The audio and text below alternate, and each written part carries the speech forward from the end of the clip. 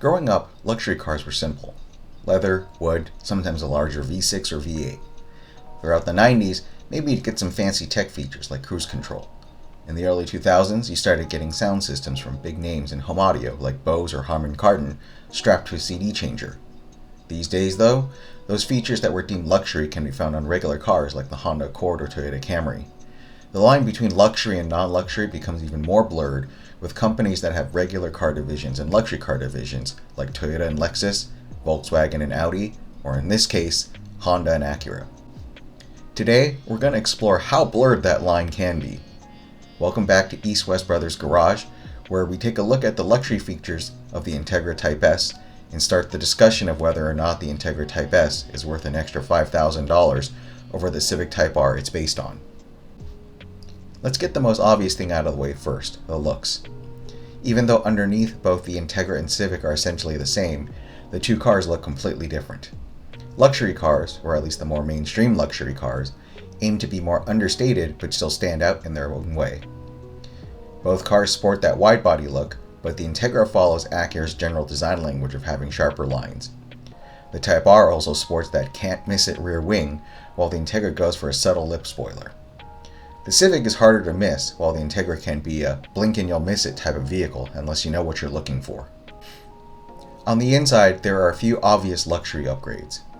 The Integra is clad in leather with Alcantara inserts in the front heated seats.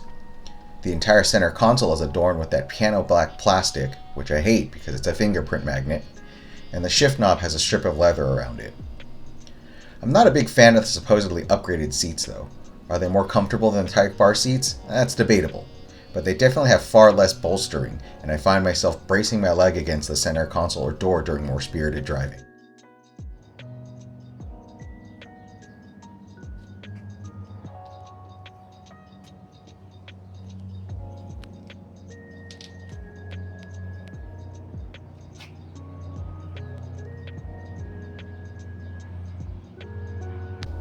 Lastly, the sound system.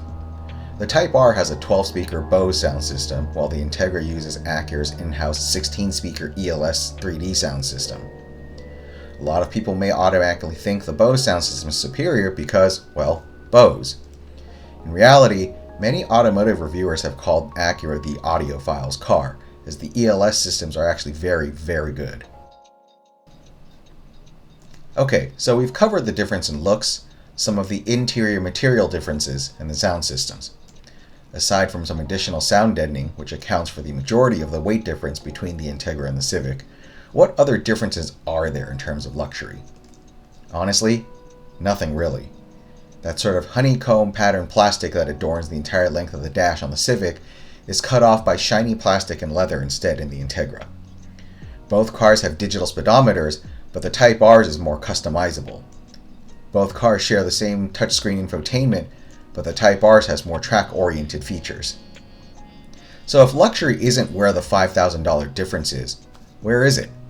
In our next video, we're going to swing back a little bit to performance, but also talk about aftermarket support for the Integra Type S, which heavily leans into aftermarket support for the Civic Type R as well. Stay tuned.